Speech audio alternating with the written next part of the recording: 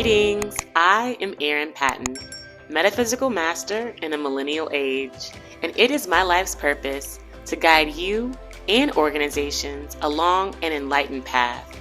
So I invite you to sit comfortably and tune in as I welcome you to the Meta Business Millennial, where we get the real conversations you won't get in the boardroom so that we understand this is exactly the path we need to be on in order to grow, evolve, and thrive.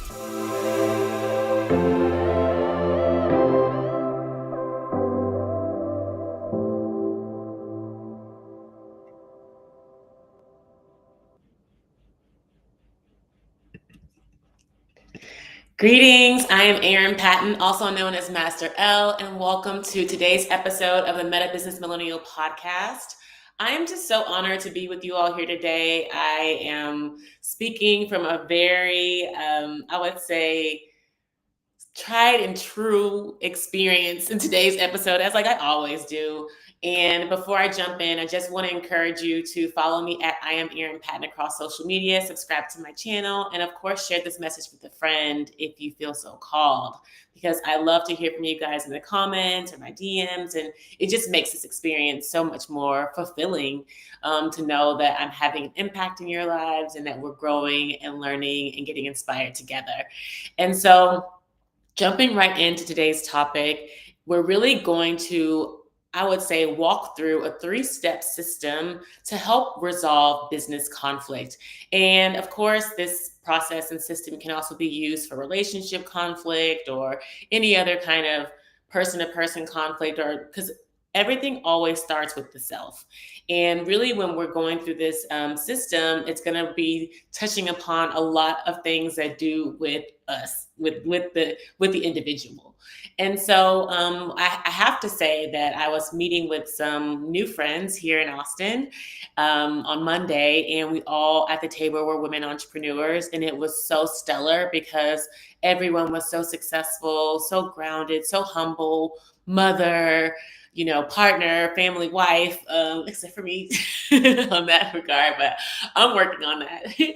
And so basically everyone had different roles that they were playing in their lives, and were still about their business. And one woman was bringing up how she was a co-founder in a company and was essentially going through a breakup with the other founder over a business that, in my view, was hers. And I've been there before. I've talked about it before, especially with my hair product company, where I thought that I needed someone on my team to make me more valid, and ended up carrying majority of the weight for the business, and then ended up having to split ways because I was carrying majority of the weight. And this happened to be this woman's experience as well. And I know it really is a shared experience, a lived experience for many women entrepreneurs out there, especially when they're co-founding with men.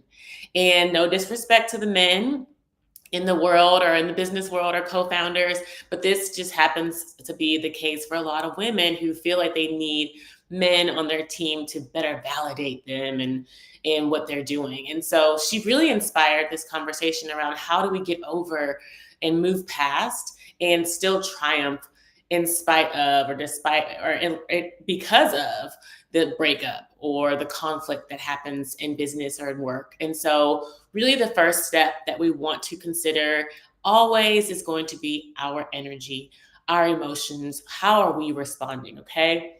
And I want us to start by looking at this image here. It's called the drama triangle. And, the drama triangle is very much, let's see here. Let's make sure we can see me and the drama triangle.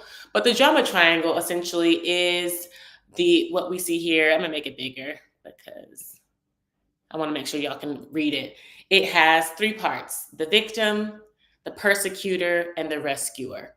And particularly for me in that experience when I was going through my business breakup or another, large, conflict that I had last year in my business, not necessarily with a co-founder, but with a really close business partner, I was playing the rescuer.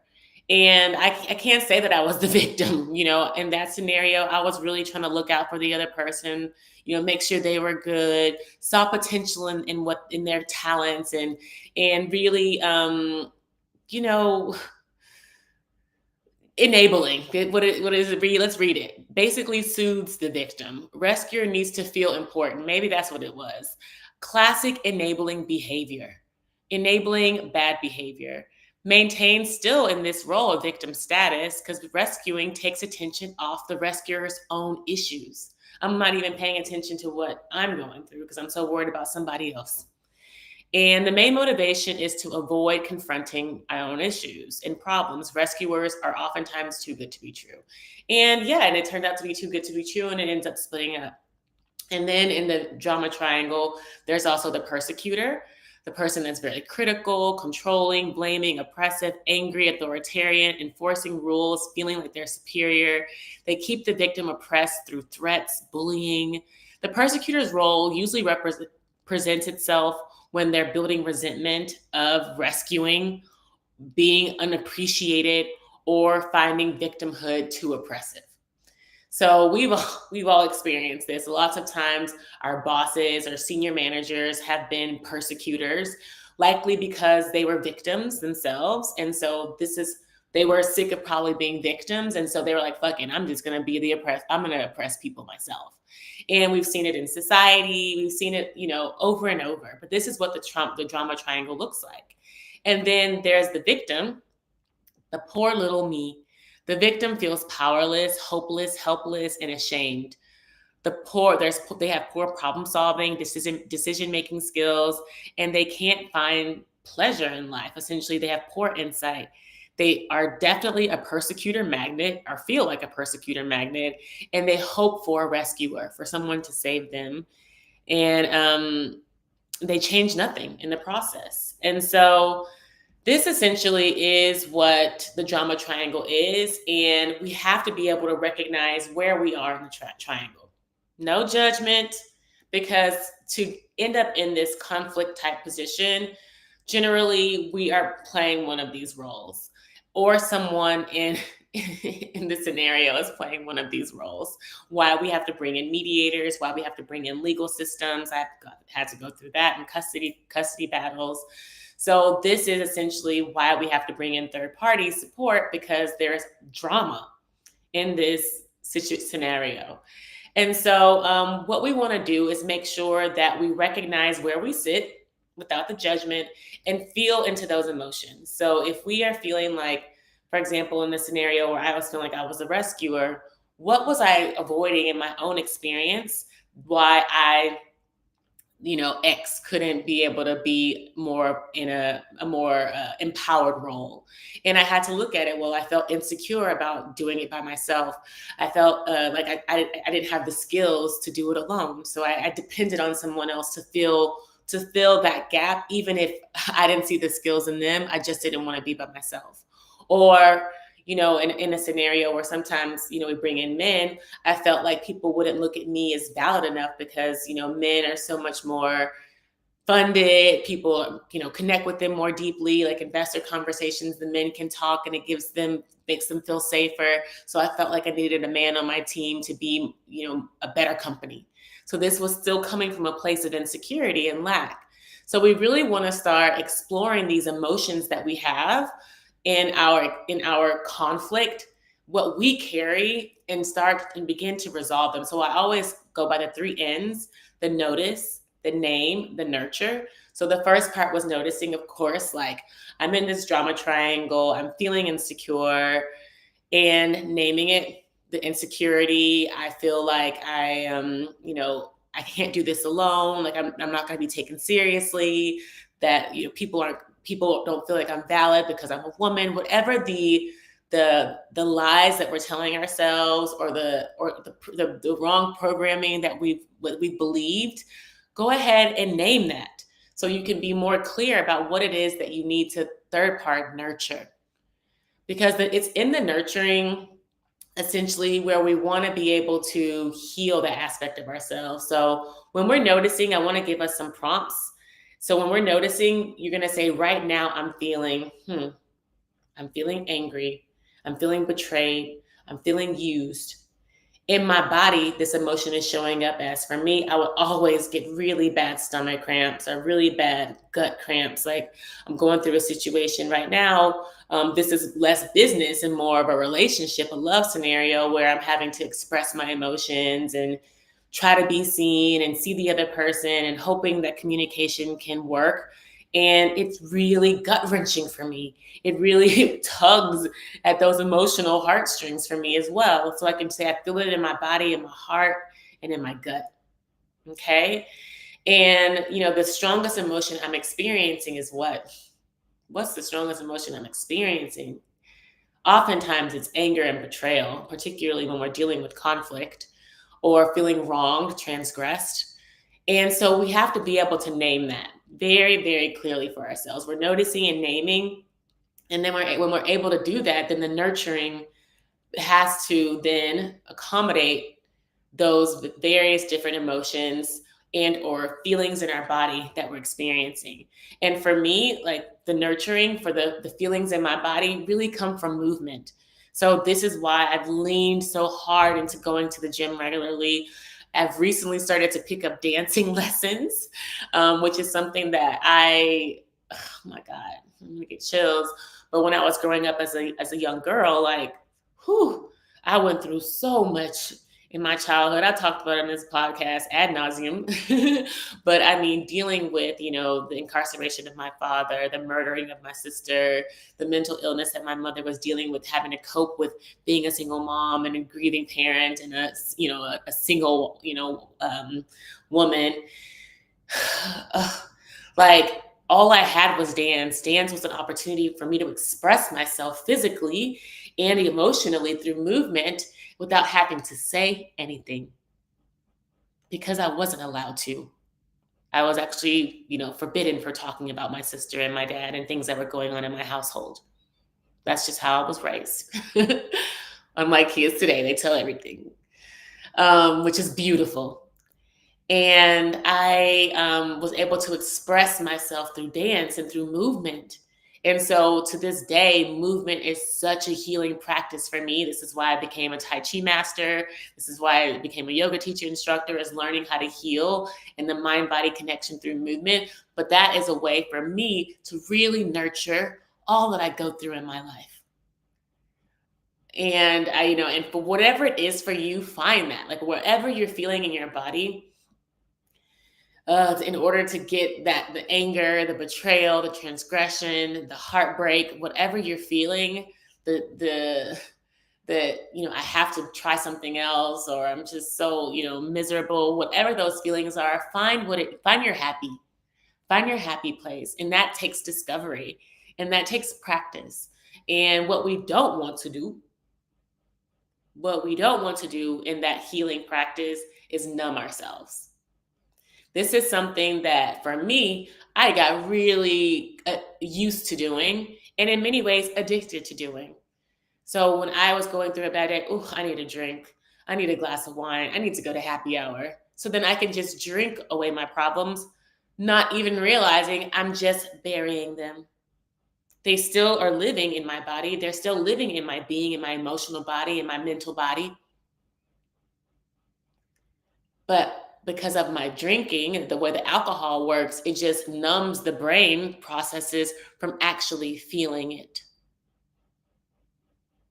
Smoking weed, same thing. Oh yeah, let me just smoke real quick so I can just like relax in this. But it just numbs the senses. Maybe it does enhance other, neural or other senses in the body, like the tingling sensation, the calming sensation, but it actually numbs our ability to feel what's real, what's true. So, what we don't want to do is fall into bad habits of going to substances, to alcohol, or hooking up with someone. That's another thing. You start drinking, and then you're texting your ex or your fuck buddy, and you're falling back into situations where there is not real love. There isn't real support. Like, you're still not engaging in that which is real.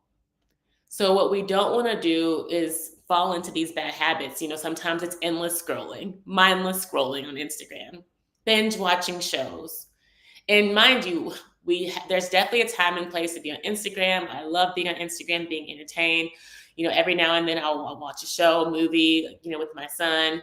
But we're not going to fall into doing it for hours and hours and hours every day to avoid our lives, to avoid our problems, to especially avoid how we're feeling. Okay? And so once we notice, name, and nurture our emotions and really start to work through our energy, we need to start building a strategy. So this is the second part. So we always want to make sure that we acknowledge, and this is when we started moving into the strategy, it takes us into what I call the power of transforming everyday drama in our work and life into a passion-based, outcome-focused state of being. Okay? So let's walk through what that looks like. We're moving away from the vicious victim cycle into a creator energy. So what does this look like? Victims then become outcome oriented, taking responsibility for choosing their response to life challenges, and then focus on taking incremental steps towards the outcomes that she is trying to achieve. Okay? So we start first by taking responsibility. Okay, like I fucked up. I thought that I needed this person to do this work with me, or I got in my job, I got put in this position that didn't turn out the way I wanted it to. I got to take responsibility for how I feel. If you didn't do anything wrong, at least take responsibility for how you feel. Okay, I feel betrayed. I feel transgressed. I feel angry. Now, what are the incremental steps in my life to actually change not only how I feel, but how I show up and what I do next time? That's the creator mindset. And then in the challenger role, this victim mindset is encouraged to see a persecutor as a person or a situation that forces the creator to clarify his or her needs. So instead of persecuting someone, putting them down, cursing them out, calling them names, invite them to clarify, what do you need from me to support you? Focus on their own learning and growth. As you focus on your own, like, wow, this is an opportunity for me to first communicate how I feel, and then maybe I can learn from someone else how they feel and how we can grow together. That's a beautiful outcome, right?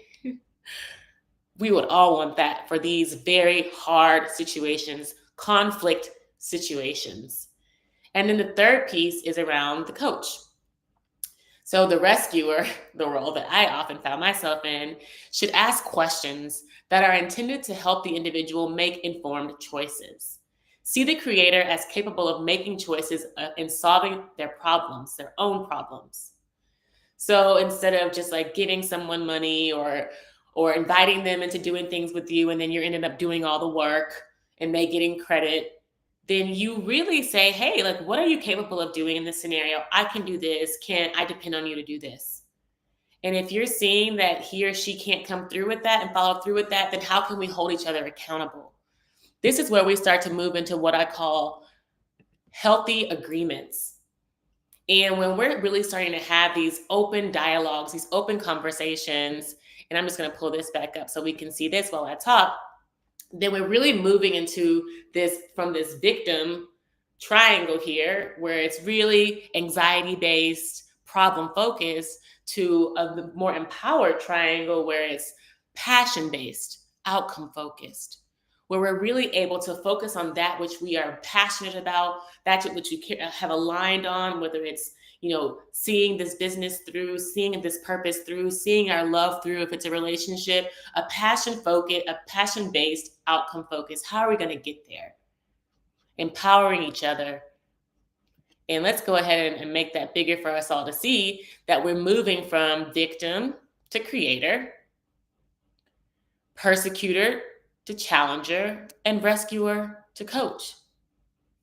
Really, really simple, transforming everyday drama in our work and our lives. This is powerful stuff, y'all. I really hope that you're able to really to benefit from this, because It's really been a game changer for me.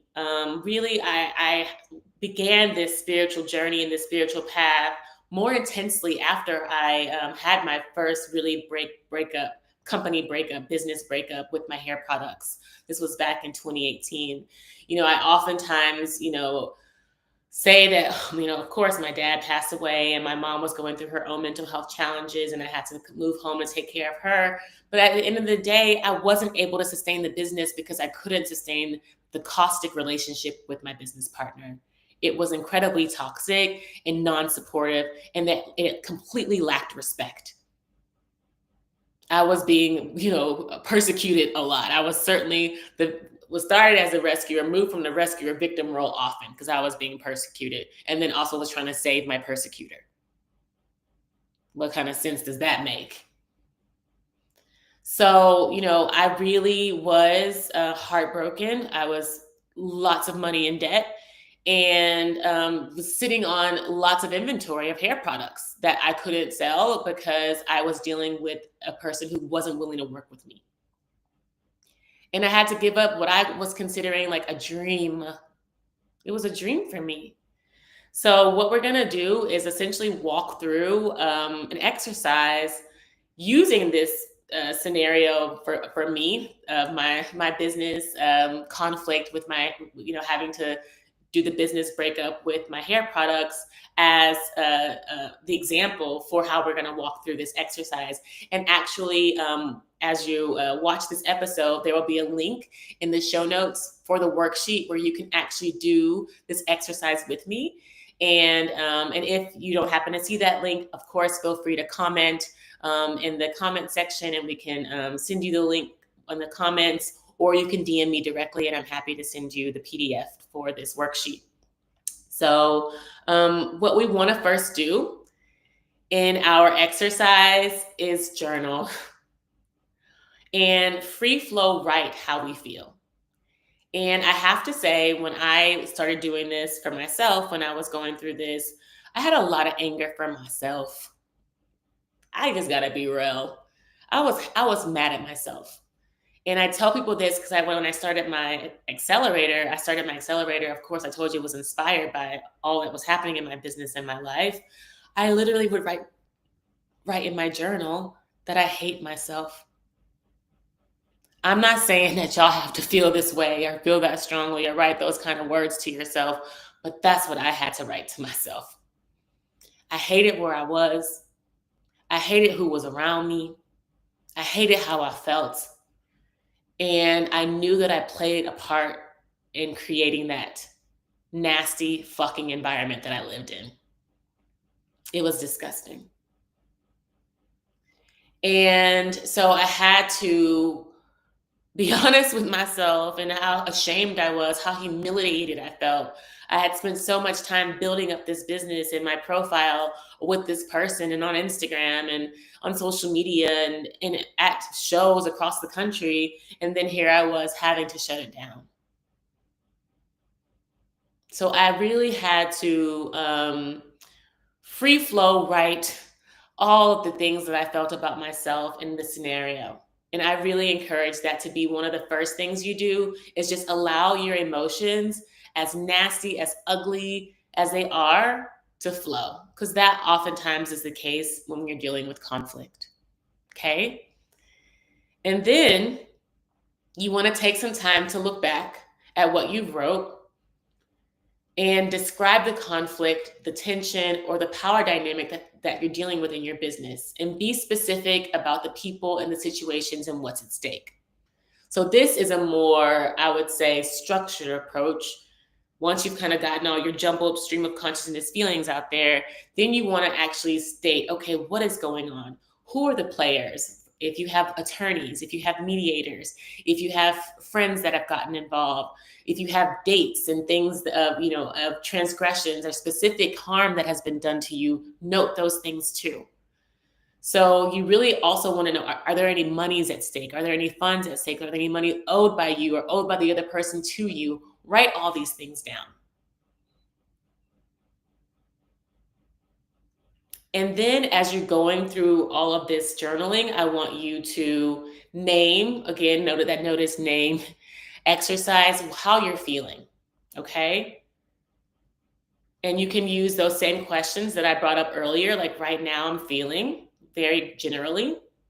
Or you can say, in my body, this emotion is showing up as somewhere in my body. And then you can also say, the strongest emotion I'm experiencing is this. So the primary emotions that I was feeling when I was going through that, like I mentioned before, shame, humiliation for spending so much time on Instagram and promoting, and people were so happy we had press, all this kind of stuff. I was really humiliated. And I felt sick to my stomach. Also, like I had a really issue with my throat chakra. My throat chakra was closed because I wasn't honestly and truthfully expressing myself to the individual or to people around me. I was scared to talk about it, how much debt I was in.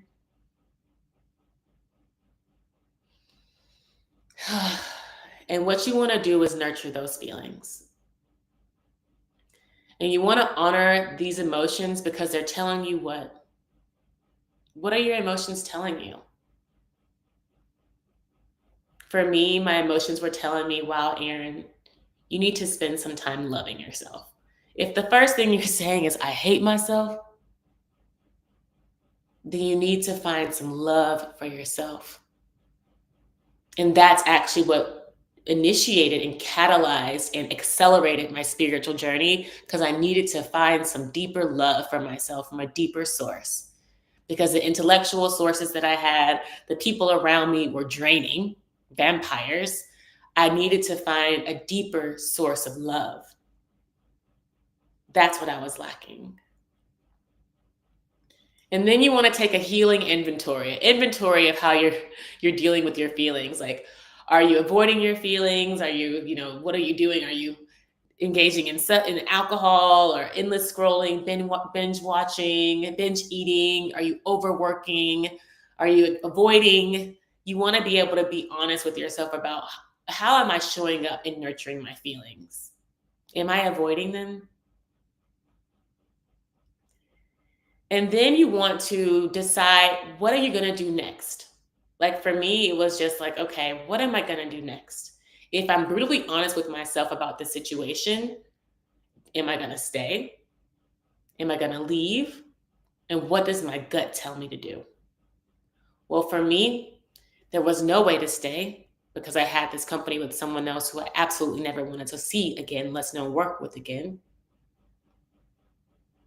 So my gut was telling me, you got to go. You got to shut it down. So if you make that decision, then you have to then put in the plans and the action steps to make it real. So you want to know, like, set yourself some goals. Like, what 3 things do I need to make sure I do this week, essentially, to make good on this commitment that I've made to myself? For example, the difficult conversations I need to have. Do I need to talk to my attorney? For me, I needed to talk with my CPA was really helpful in helping me unwind the business, and because he helped me a lot set up the registration and the financials and the taxes. Do I need to finish the taxes? Like things like this. Start figuring out, like, what are the key points that I need to address in this wind down or in this, keeping it going, whichever way you choose to go. And then once you start to take those action steps, keep track of it, hold yourself accountable, and make sure that you have someone that can support you along the way. So whether it's a mentor, whether someone like me, or a mediator, or a friend, or a coach, make sure there's someone that's there. Like I know for me, I really depended like on CPAs. I had a friend that began to coach me on like how to manage my finances. Like I was able to really tap into my network to support me through the process. And once you start doing those action steps, you then want to start thinking about, what does your future hold? What's my future vision? And you want to be able to have that for yourself, because it gives you, first of all, something to look forward to and some hope at the end of some light at the end of the tunnel. You want to be able to feel good that, okay, wow, I'm going through all of this because there's this on the other side. So you want to be able to answer for yourself, like in 6 months, I feel proud of myself for having done this. Or I have established these boundaries. Or I have grown as a leader by learning this. And for me, I have to say that I certainly knew that I would never get into a business with someone that didn't need to be there. Like these were one of the main things that I learned. I could do things on my own. I could be a solo founder. And then I became one. I still am one. I definitely have brought in various partners and have learned, my hard lessons that way too, to support the business in various capacities. But I knew for a fact that I had the courage to be a solo founder, and I stood by that and I stood on that. And lastly, you want to create almost like a manifesto. And for me, I have like a series of affirmations. And you don't have to have, many, many, many affirmations that you recite every day. I've talked a lot about that in my other podcast episodes. But it'd really be great for you to have a manifesto about going forward. When I face business conflicts and when I face business tensions, I will have my non-negotiables. This is really important. I'll look out for these early warning signs and also have a support system that can really help you honor those boundaries and look at those red flags. So you want to make sure going forward you have that in place so that you never repeat the same mistakes, okay? One thing about this journey, we're certainly going to make mistakes. We're going to have our lessons, but we don't want to be caught in these karmic cycles of these lessons because we want to be able to learn from them, extract the lessons that we need from them, and grow.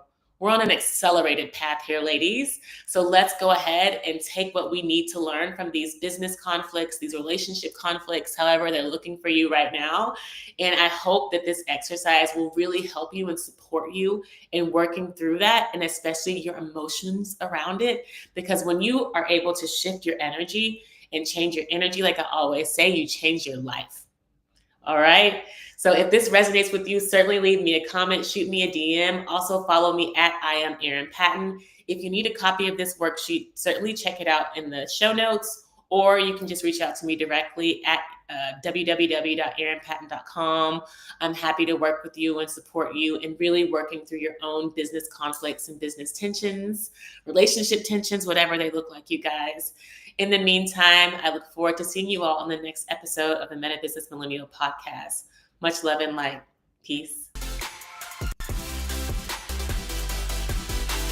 Did you really love this episode of the Meta Business Millennial Podcast?